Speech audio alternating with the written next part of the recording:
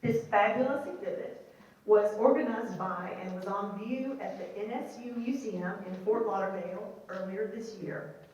The Hunter Museum loaned a Glackens painting to the exhibit and is the only other venue for the exhibition.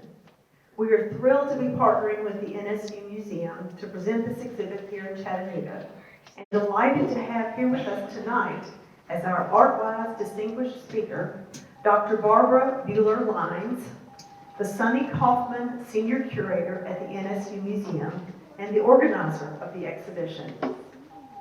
Before I introduce Dr. Lynes, I want to thank the corporate sponsors who made this evening a possibility. First, the sponsors of the special exhibition, our presenting sponsor, Santa Fe, the Renoir sponsor, Elliott Davis, the Glackens sponsor, SunTrust Foundation, our Family Guide sponsor, Ruby Falls, and supporting sponsor, Chattanooga Visitors Bureau. But we especially want to thank tonight Martha Mackey. Martha is right there. Martha Mackey for sponsoring this year's ArtWise Distinguished Speaker Series. Martha's generous support allows us to bring in various speakers throughout the year to let our visitors take a deeper dive into our special exhibitions. Thank you, Martha. We really appreciate you. Thank you very much.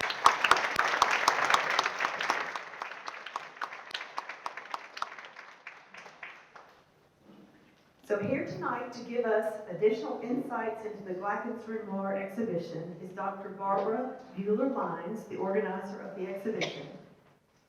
Before assuming her role as the Sunny Kaufman Senior Curator at the NSU Museum of Art in Fort Lauderdale, Dr. Lynes served as the founding curator of the Georgia O'Keeffe Museum in Santa Fe, New Mexico, where from 1999 to 2012, she curated or oversaw more than 30 exhibitions of work by O'Keeffe and her contemporaries.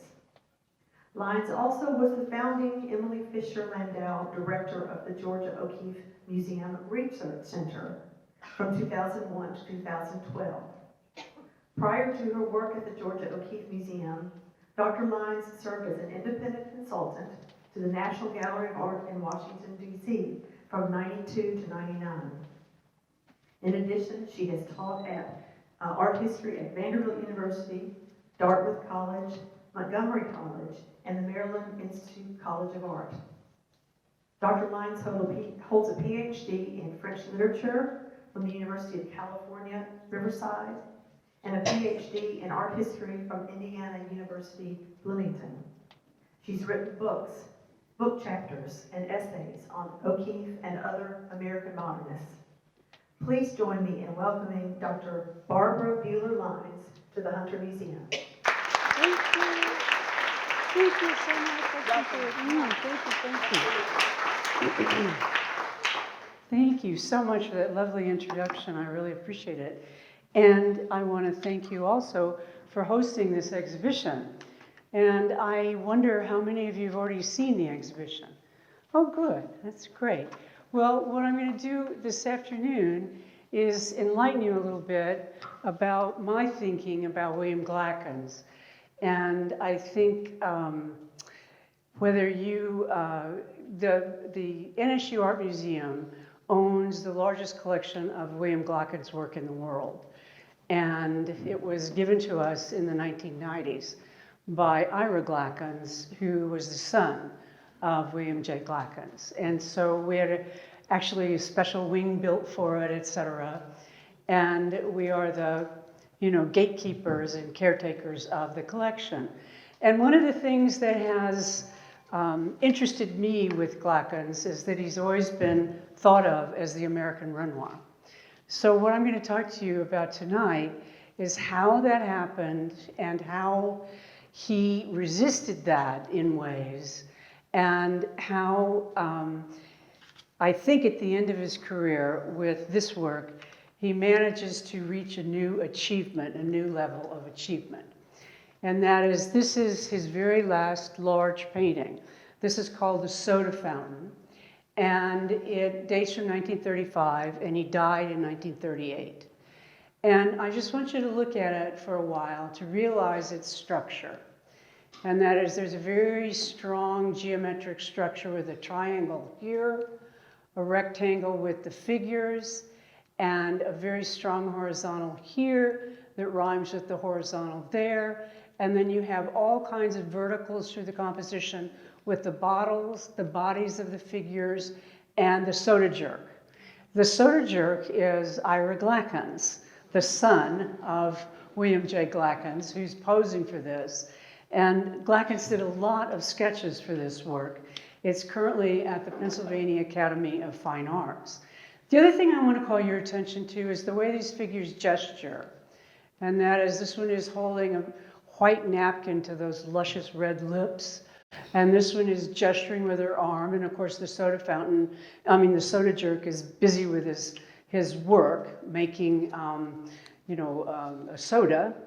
And it's important to realize that Glackens began his career as an illustrator.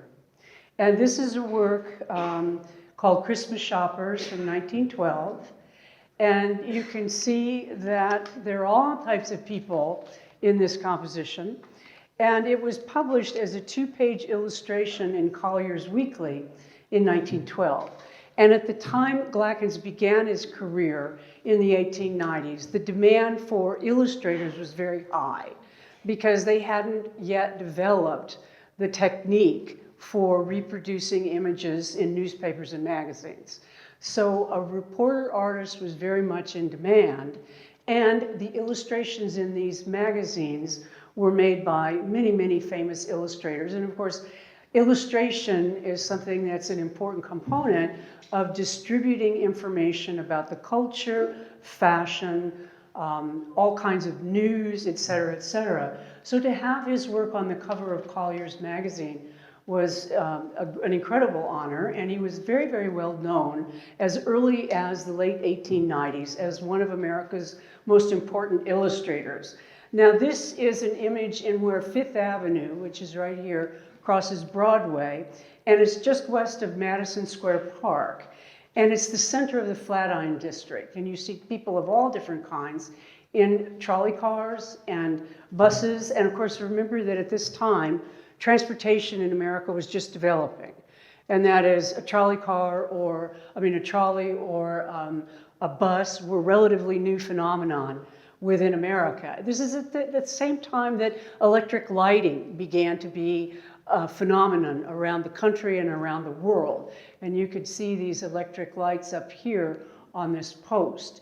Notice the sense of detail that he gets in this image, even down here where we have someone their pocket is being picked. Do you see it? So he really creates a sense of movement and gesture. And his friend, Everett Shen, who was also an artist, said of him, "None of us could do a crowd quite like Glackens." Now, the other thing he became known for is an artist of the Ashcan School. Now, the Ashcan School is a group of painters who devoted their energies to the depiction of ordinary daily life in the modern city. And they depicted people of varying social and economic status, including immigrants and beggars and figures from the demi-monde. And as a result, their works were not accepted in the annual exhibition of the National Academy in America. And not to have your work exhibited in the National Academy, to have it rejected in the annual exhibition, really limited your clientele. So it was very important for these artists to be visible. And the work they created was something that was not acceptable at the time. Now, this doesn't look particularly unacceptable to us. We see the racetrack, the back of it, and then a carnival, a carousel right here, and then a horse and buggy. Remember, this is just at the transition time between people moving around in horses and buggies and in cars soon. And then also with the invention of electric light, this unpaved road and then the electric light with the big telephone poles being strung with wires. Now, these artists, Glackens had a lot of friends, and they ganged together in 1908, and the group included Shin and Robert Henry and Arthur B. Davis and Maurice Prendergast and George Lukes and Arthur B. Carles and John Sloan. And they decided that they would organize their own exhibition at the Macbeth Galleries in 1908. And they did that, and because they painted very realistically and their subject matter appealed to the crowd, it really created a sensation in New York City. And it traveled to cities all around the country, including Chicago, Toledo, and Detroit. And they created, these strong individuals have created a commotion, which was in the newspaper, I'm quoting.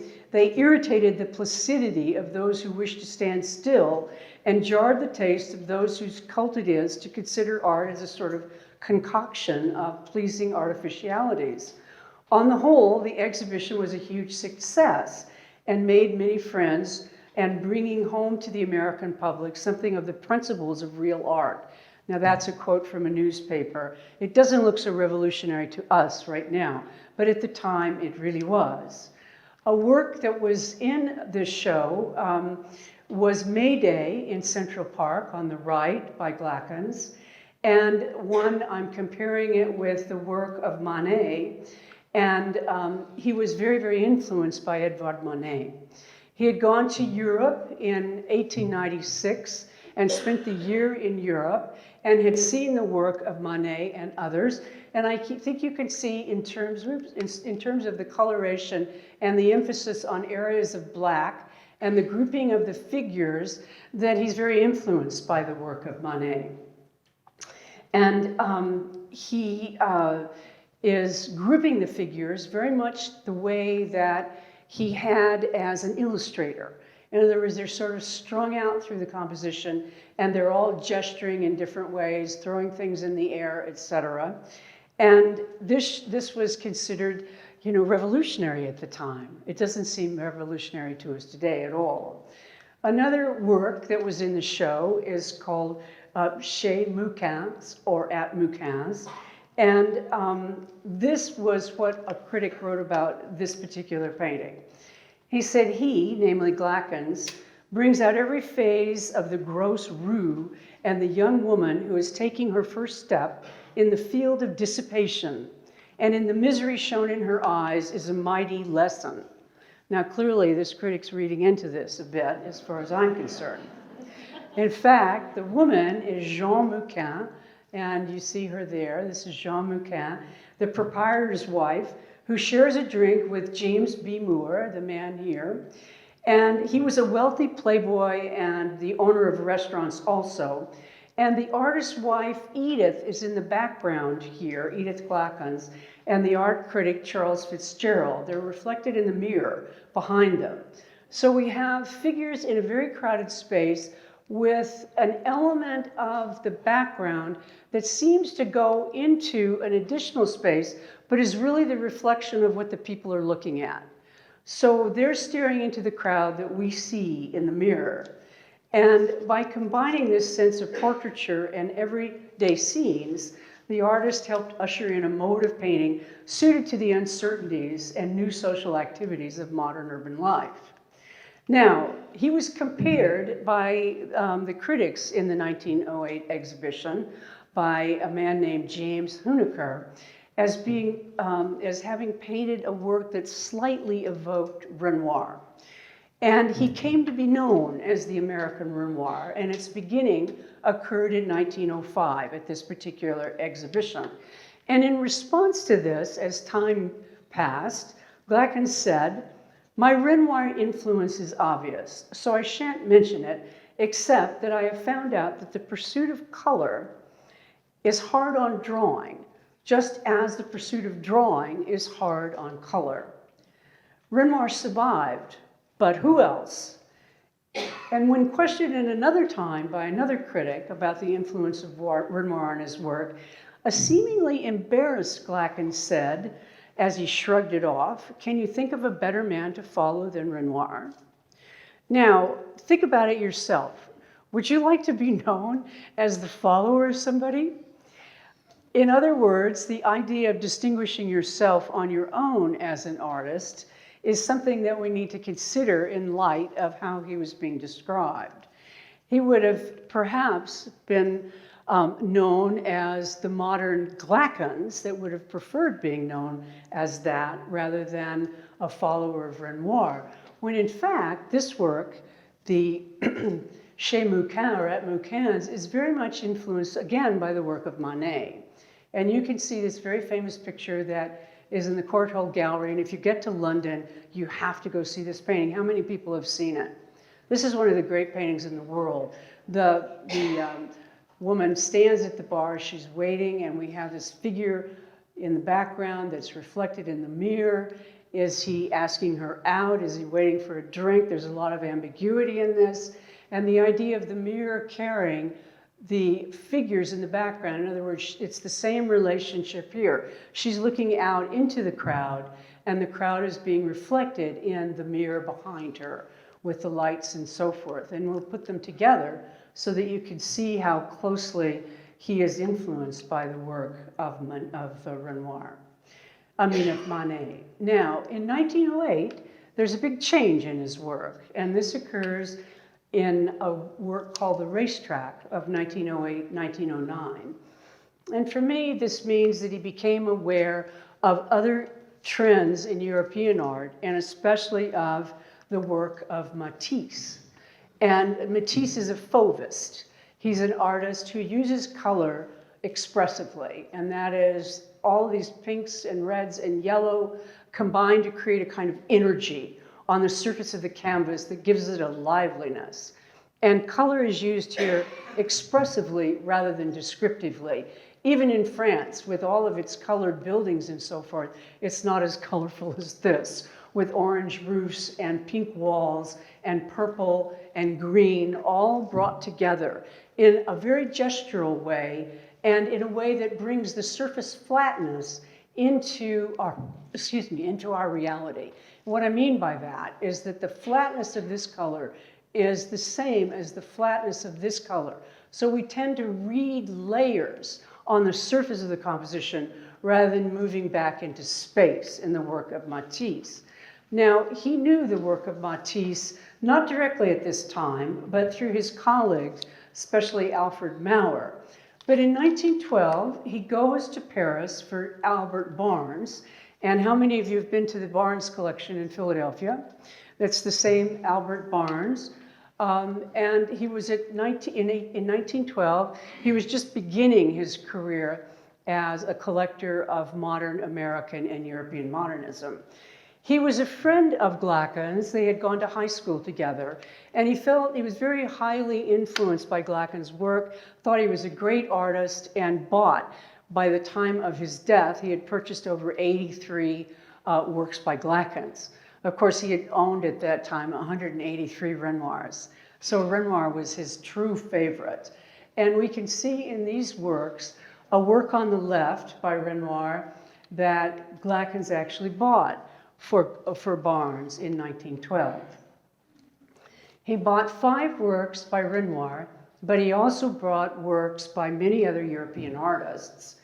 And I'm showing you this because it shows you that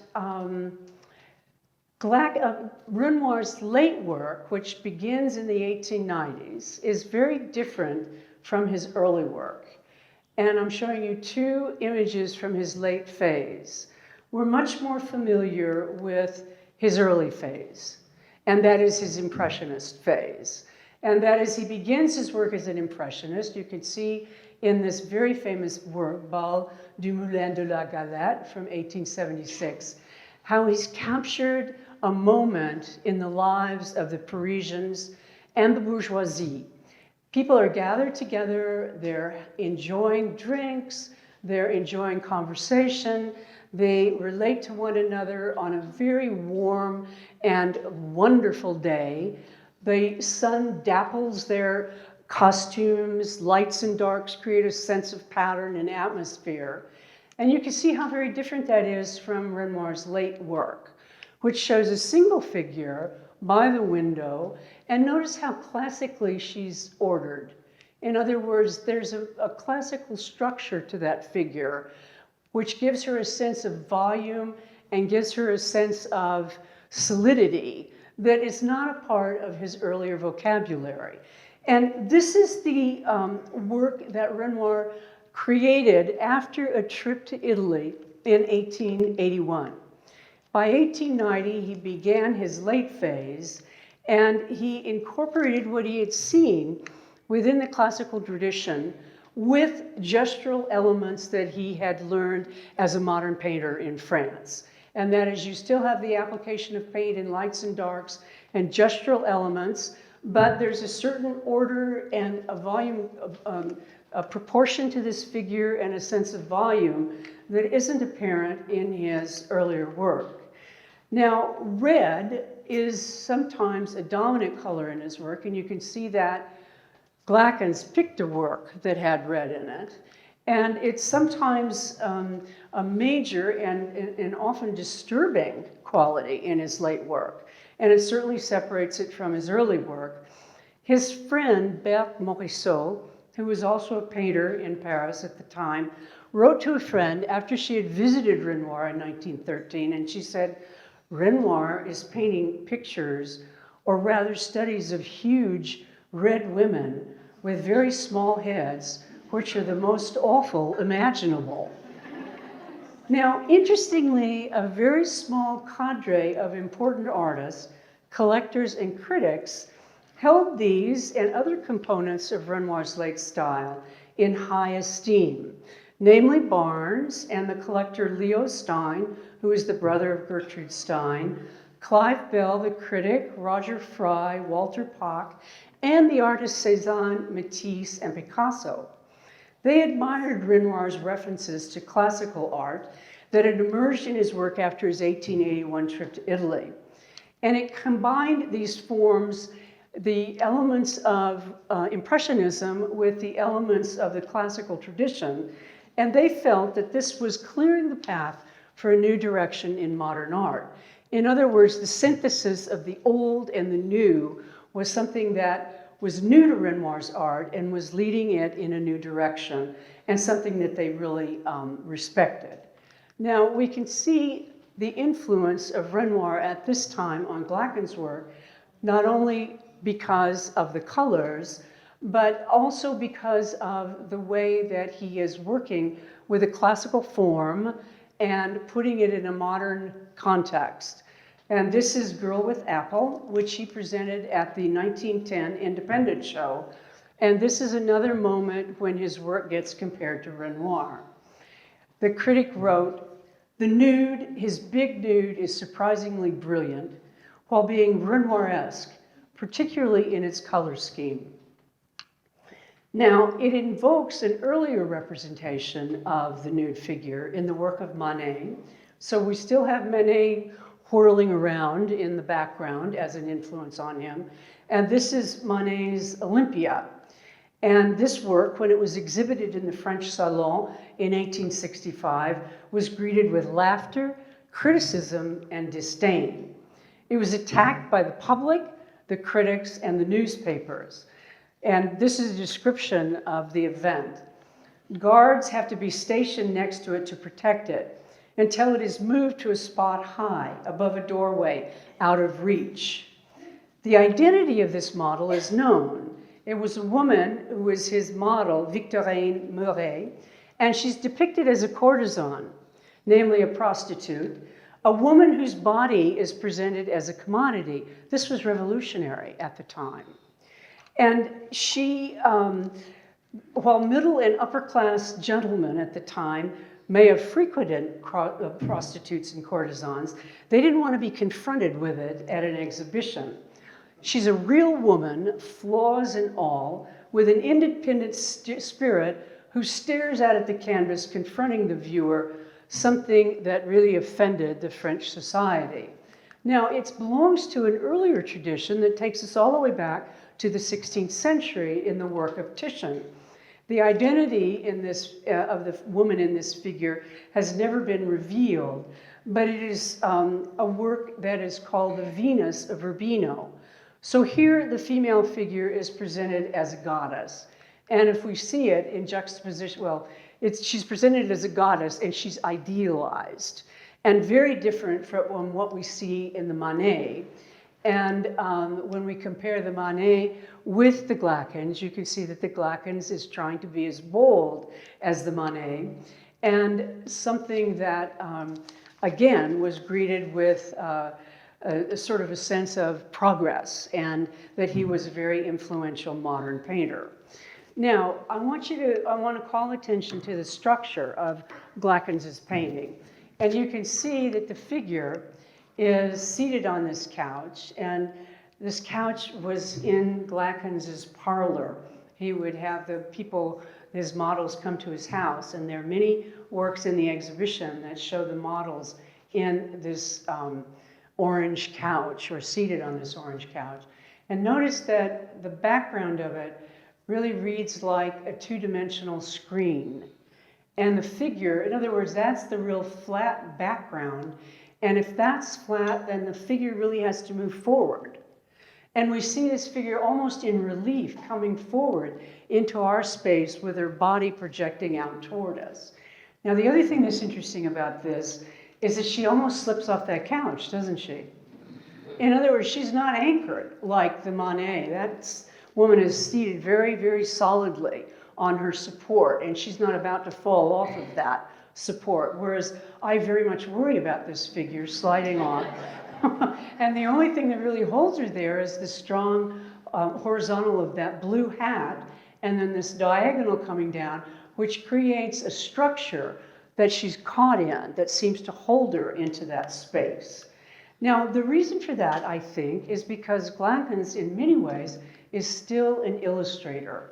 And I'm going to show you that in relationship to this Bal Boulier, which is an earlier painting of his in 1895. Now, he moves away from being an illustrator in 1895 to wanting to become a painter. But that illustrative urge and the urge to depict figures in movement is always a part of his thinking. And notice in Bal Boulier, he's using pretty much the same structure. We can almost not see the background, but it seems like a flat area of the composition, and then all of the figures move forward, and this area is no more or less receding into the composition than the background, in the same way that this works, so the figures seem to come forward into our space. And I want you to see that in relationship to the Renoir, and the red in the Renoir as an element of his color, and then also in relationship to another work he does in 1910 and 1911 called The Family Group. Now here the composition is more structured, but my point is that the figures still look like they come out of an illustration. And we can look at that by looking at some of his paintings, other paintings from this period, where the figures also appear to be elements that are kind of like what he used in his illustrative period, where the figures are almost like caricatures.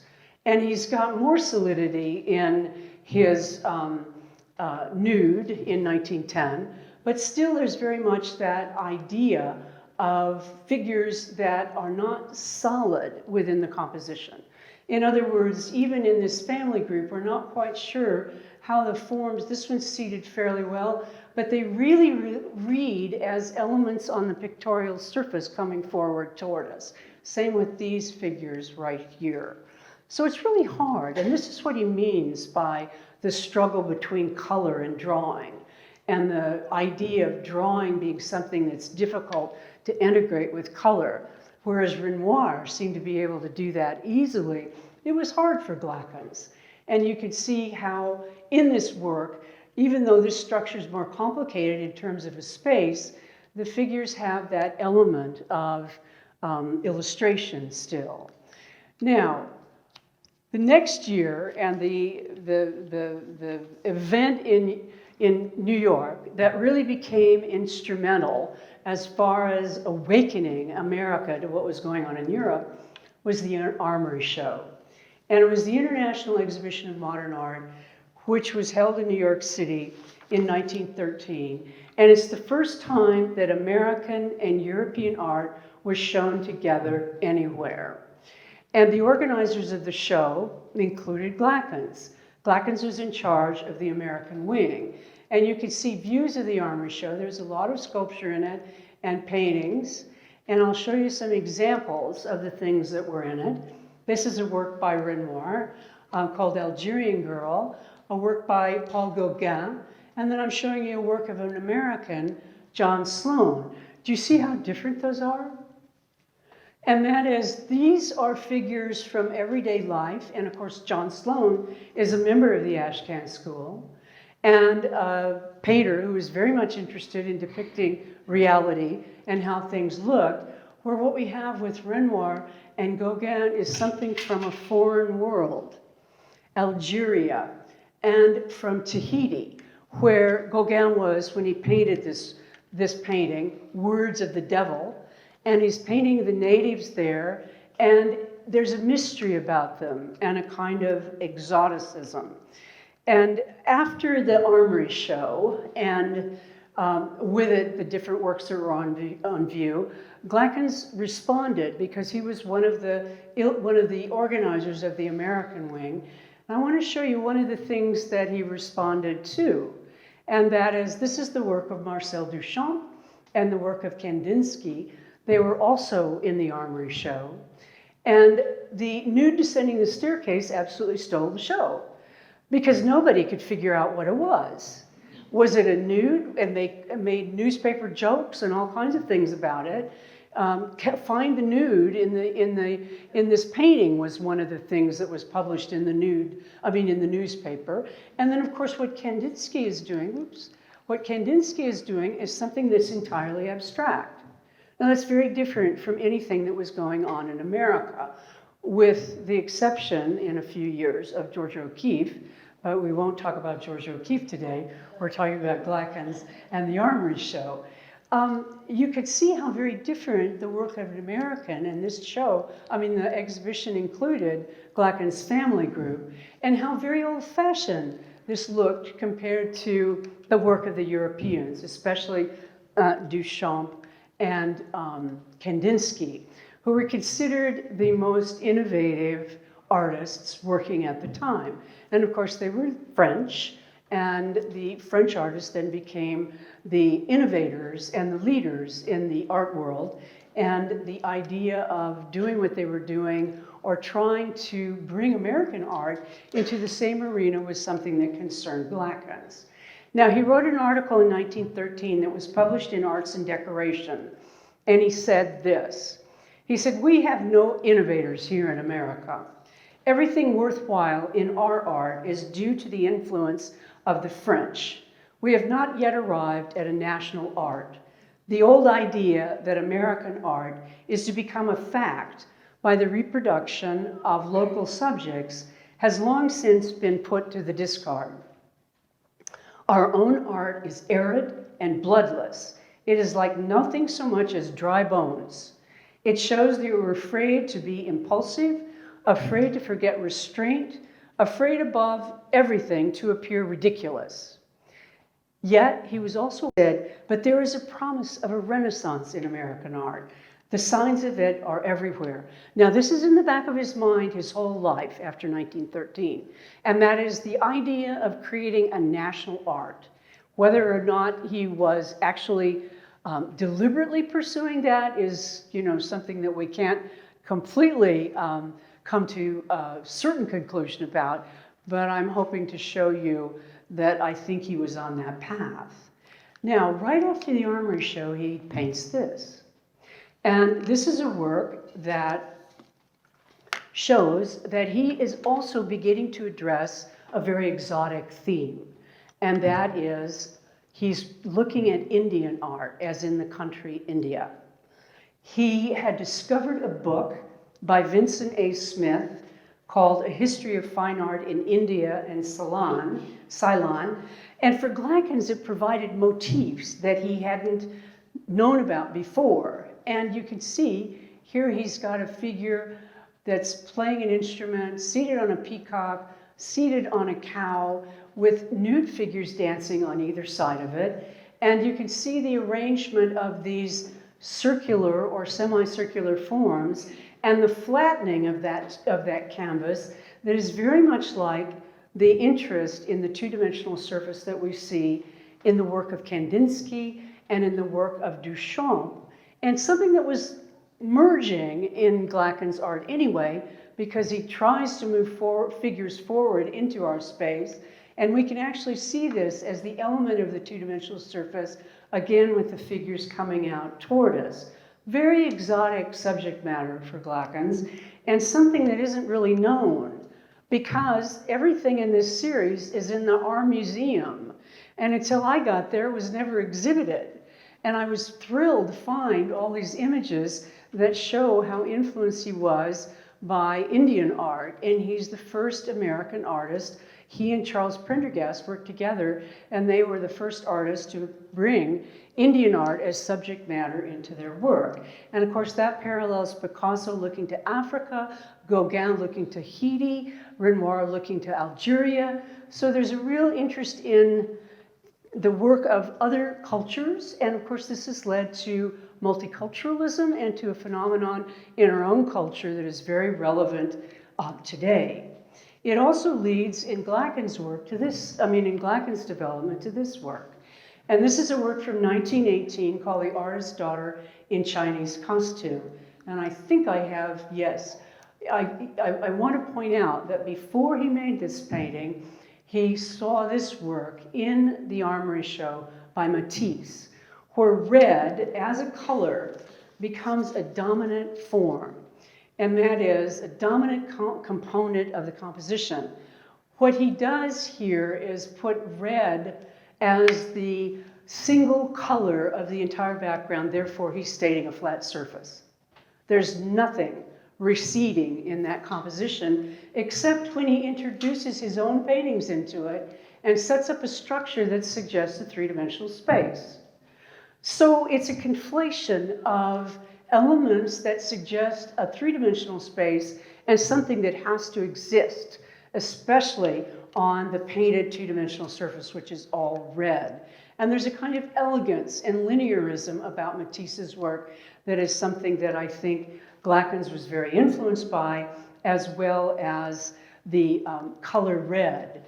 And you can see how he uses red in a new way. Now, red was also a very important component of Renoir, so it's very hard to sort out who he's really being influenced by here all the time, but probably both.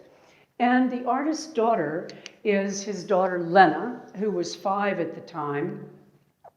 And we can see that he has presented her in front of this very exotic chair that's upholstered in red and yellow, and she's standing on an oriental carpet, and then the red of the background with the curtain slightly opening behind her. And she stands there just engulfed in this Chinese costume. And of course, the idea of the exotic and of things from another culture was something that really was influencing Glackens at this time. Now, red plays an important element, plays an important role in his work, and you can see how here the organization of this painting really comes out of the organization of that Indian series.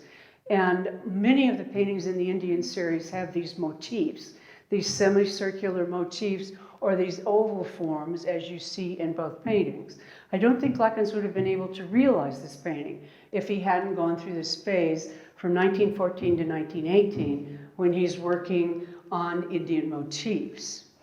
Now, I want to show you this in comparison with another work of the 1920s, and that is he continues his exploration of the color red, and you can see an Andalusian girl in the 1920s, and there is no catalogue raisonné. I did the catalogue raisonné on the work of Georgia O'Keeffe, which means that I saw every work that she ever made, and I put it in chronological order, and we published it in 2 volumes.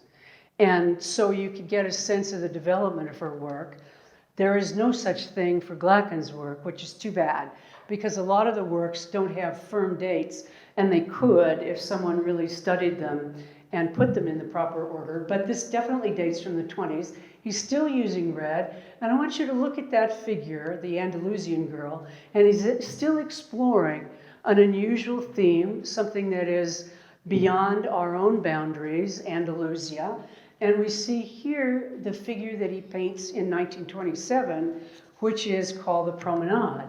And that is his daughter, Lena, on a donkey, and we see her here in this red costume. So he's still very interested in that color red. And can you see a dramatic development in his work there?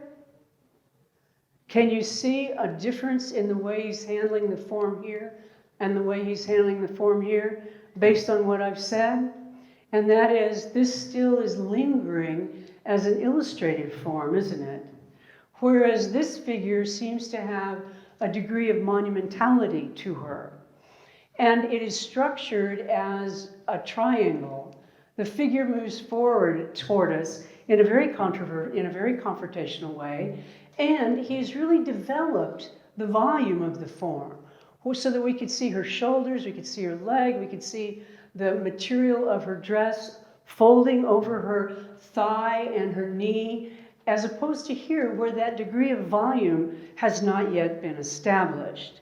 Now, what explains this shift in his work?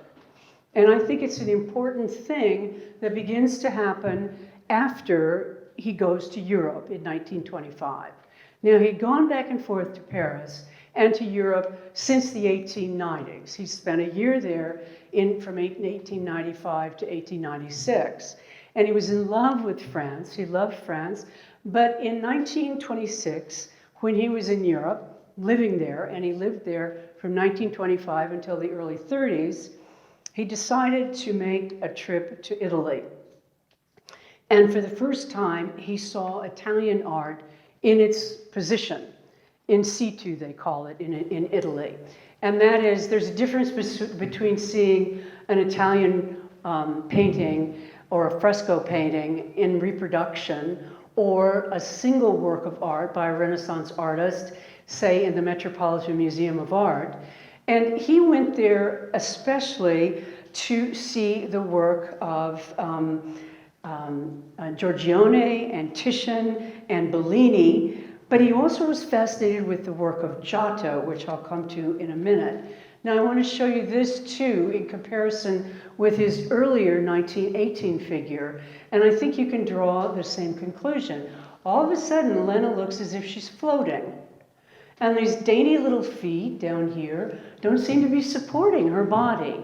She seems to be kind of levitating above this oriental carpet, and her body seems to disappear under that very, very oversized dress that she's wearing, costume. Whereas here, she's much more volumetric, and the organization of the composition is such where she becomes very confrontational to us. And I want to compare it with another work that he does after he is in Italy. And this is his 1930 Back of Nude, and I'm comparing it with his 1910 Reclining Nude. Now, he's known as a realist in the 1910s, and this is a highly realistic depiction of a nude form. And she's reclining on the couch, and again, we're worried that she's going to slip off of it, in the same way that we were worried about that nude in his Girl with Apple. Not quite as much here, but pretty much. And it's very direct. We confront her body. She seems like a real person in his studio, versus this figure whose back is toward us, who now has these very classical proportions, and she very much reminds us of a classical form. And one of the reasons that he does this, I think, is because he has seen classical sculpture in Rome, and you can see that it begins to enter in his depiction in his painting, The Soda Fountain. Suddenly the figures seem to be situated on their chairs. This one is on the edge of her stool. This one is seated firmly on it. And they have a sense of volume, and they have a sense of belonging in that space that comes from his study of classical form.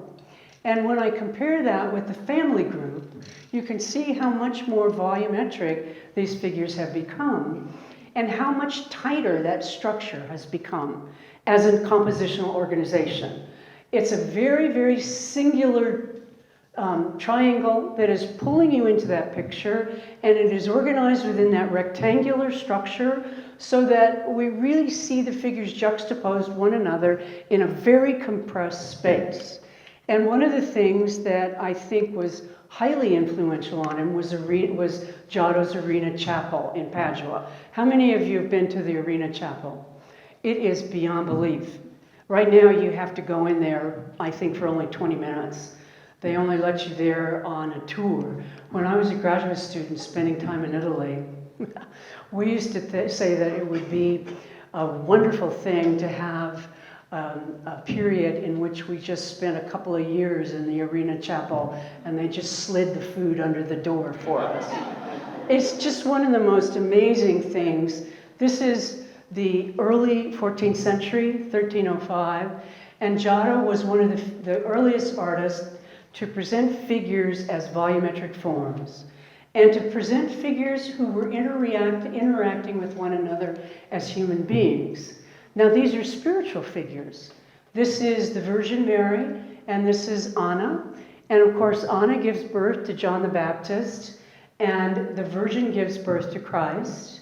And they meet each other here in what's called the Visitation. They know that each other is pregnant, and it is a very magical moment in where they are embracing one another and very much aware of each other emotionally. Giotto is the first Italian artist to bring that kind of realism or humanness to the paintings of spiritual figures, of religious figures. Here's the meeting at the Golden Gate, which is the first time the Virgin has seen Joseph in quite a while, where they meet, and he now knows that she is going to be the mother of Christ. And this is the moment that they embrace one another, and the embrace as a gesture is hugely important in the Arena Chapel. We see it here with them embracing. We saw that in the Visitation.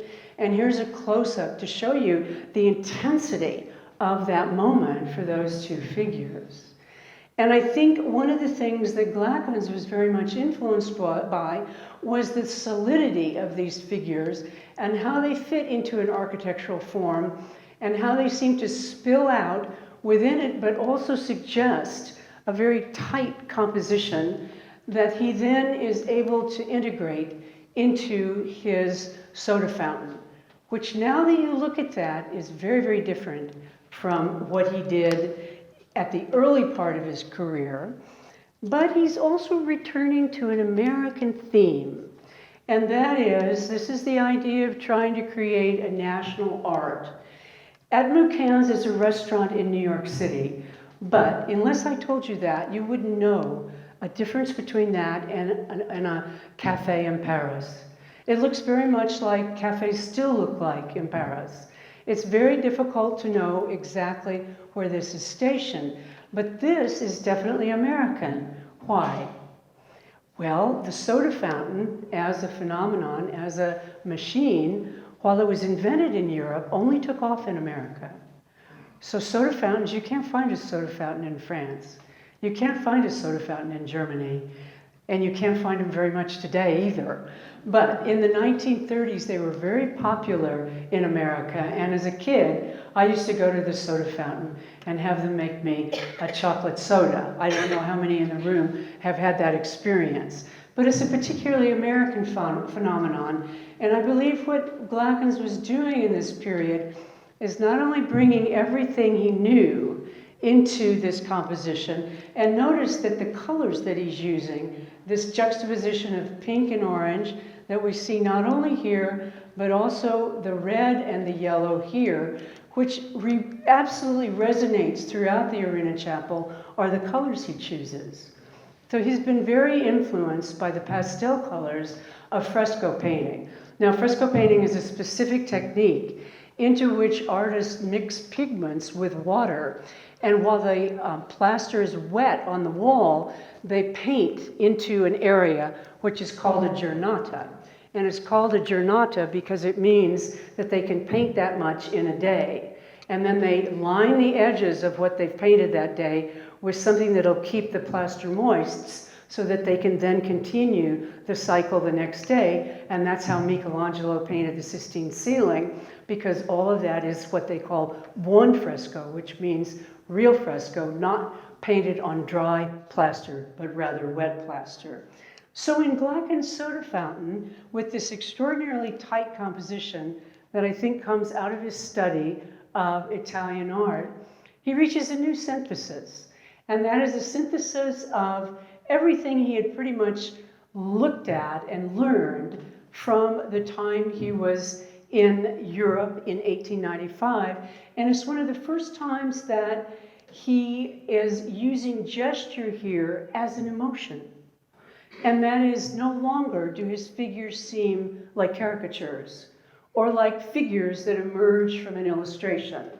They seem to have solidity and volume and weight, and they convey a specific thing, and that is the anonymity of life in the big city and the idea of women emerging in the world as working figures and people who are taking their lunch at a soda fountain, a very quick interlude in their day, and whether Glackens was consciously trying to create a great American painting. I think the synthesis of this in terms of the classicism of its source with his ideas of returning to the gesture as well as to a specifically American theme, it resonates in his late work. And I'm very disappointed that he died 3 years later, because he was only 68, and I think he had another really great painting in him. Thank you very much. There's a Henry James story about an illustrator who would like to become a great portrait artist. And so I'm interested in the relationship between illustration and and these more famous paintings. That is, the suggestion all the way through is that illustrating is a lesser form, a lower form. Exactly. Or something like that. Exactly. And I wonder to what extent Glackens felt that was true, and and maybe had a sense of an inferiority complex about having been an illustrator, and that this was something he had to sort of work away from, or something. Just that relationship between his illustrating and this other kind of art, that the more abstract it gets, well, the more advanced you are, or something like that. Right, exactly. Yeah, I just wondered if you'd comment on that. He could never leave the real world. He could never move to abstraction. I mean, this is as abstract as he gets, and that geometric structure leads to a degree of abstraction in his work that's about the limit of it. But yes, at the time when he began as an illustrator, illustrators were highly respected, and yet the need for illustrators began to diminish with the reproductive processes that were developed for reproducing photographs in books and newspapers and so forth. And not only did he want to retrain himself as a painter, because he wanted to be known as a painter, but also it was important to him to leave illustration behind. It was hard for him, I think, because he's a magnificent illustrator, as you saw in that Christmas Shoppers. I mean, he's amazing ability to capture gesture and movement, but here gesture works toward the purpose of the emotions of the figures. In other words, you're not distracted by those gestures. You're very much involved in sort of the mood and the thinking of the figures. And yes, illustration has been, discriminated against and put on the margins. And it's something that is not so much true anymore, but it certainly was in the 1950s and 60s. And I think he moves away from it for reasons of wanting to be a painter and known as a painter, because it had a higher status than being an illustrator. Glackens didn't have to work for a living, so it's not about money. His wife was very wealthy, and he never had to work a day in his life if he didn't want to. So it's really remarkable that he's still moving toward working with trying to achieve something that's distinctive on his part. Now, American artists at the time, all of them, from Reginald Marsh to Ed Hopper to many artists in the 1930s, were trying to realize this American national art. And of course, it really didn't happen until we have Jackson Pollock. And Jackson Pollock in the 1950s comes up with a new approach to painting and a new approach to abstraction that revolutionized painting and moves the center of painting from Paris to New York. And beginning in the 1950s and 60s, America becomes the center of what's innovative going on in a painting. And Europe starts to take their cues from us. That's the first time in the history of American art that that happens. So he was very much, I think, trying to create an American imagery, using an American subject that could only be interpreted as American, but he couldn't move into what would have been considered the most innovative thing at the time, and that is abstraction. He was just so tied to the real world. Yeah, question? His wife also was a painter, and she does some really important works that are part of our collection too. Yeah, go ahead. So I just had a clarification question. So if moving from being an illustrator to more of a painter, if that movement is more about say the subject of a painting, the emotions being displayed through the gesture, then how would you classify an illustration? Because to me, all of them look like paintings. So I'm just wondering, how do you make that? Well, I think what I'm trying to say is that when he's an illustrator, he's really relying on line.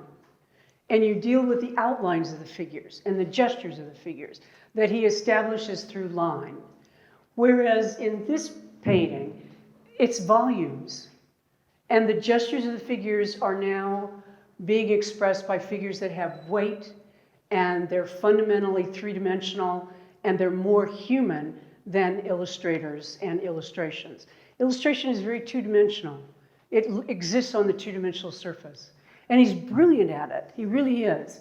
And he always builds his illustrations up the surface of the composition. And they're usually structured on a V shape.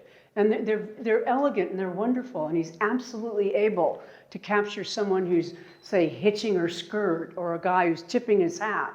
In other words, a particular gesture that doesn't particularly carry the kind of in-depth emotional quality that we see in these figures. This is a truly magnificent painting on his part, this soda fountain, I think, that carries with it his desire to move from the line to color, and to move into color to express volume as a painter does. He wasn't trained as a painter, so he wasn't trained on how to use lights and darks. And I don't think, until he saw how beautifully the Italians did that, until he saw that firsthand, I don't think he quite understood it. But he understood it after that. And that's what leads to this painting. Does that answer your question a little bit? Yes. Good, okay. Any more? Yeah. Mm-hmm. I have a question about their eyes.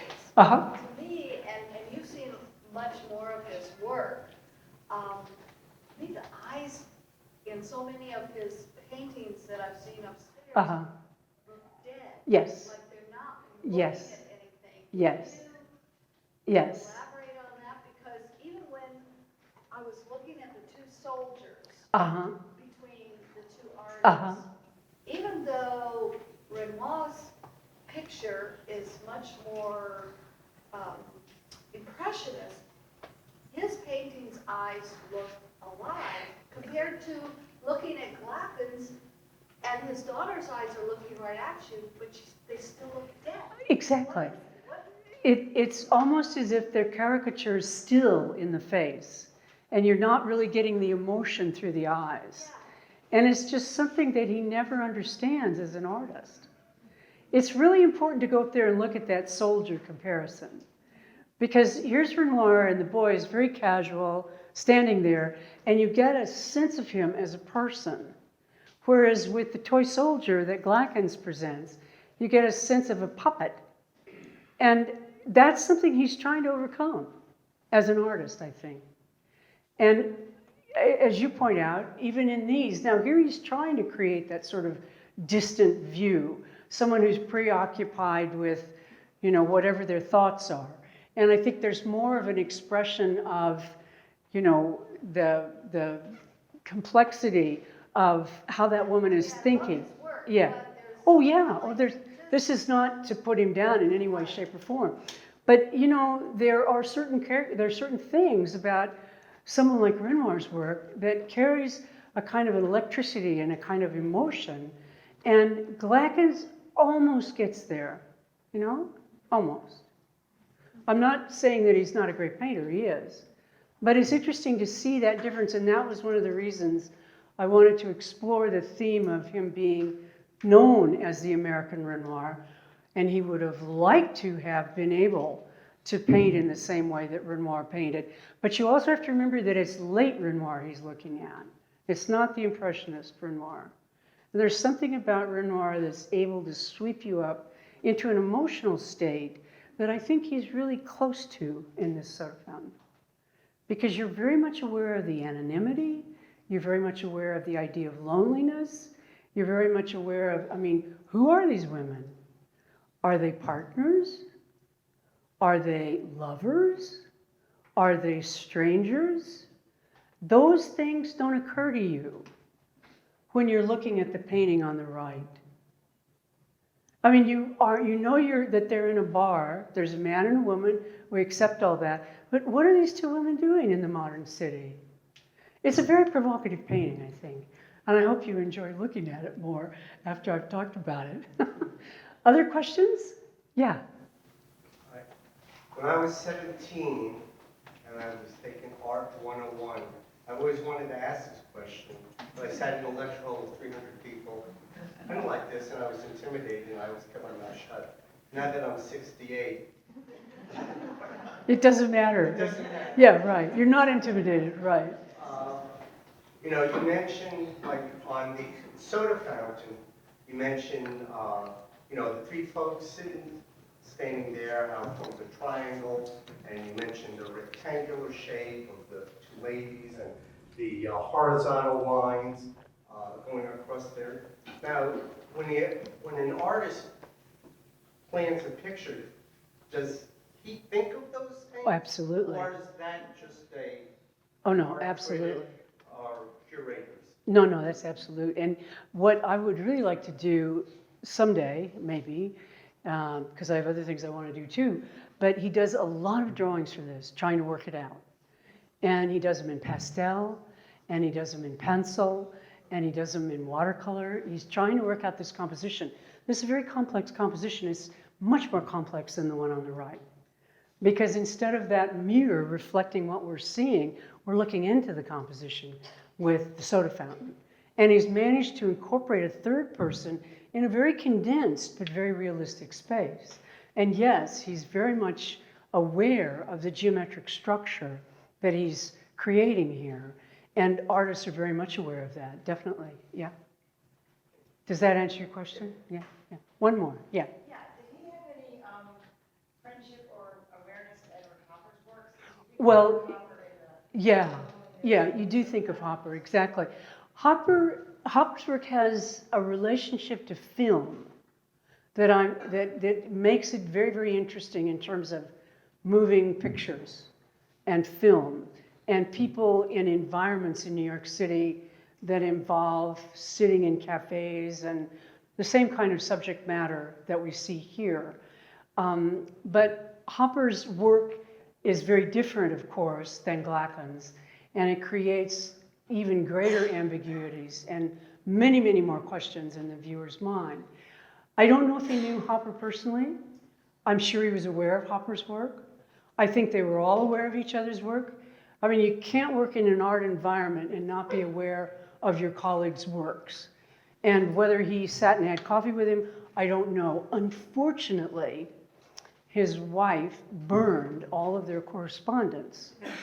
He died, and then she went into a very, very deep depression.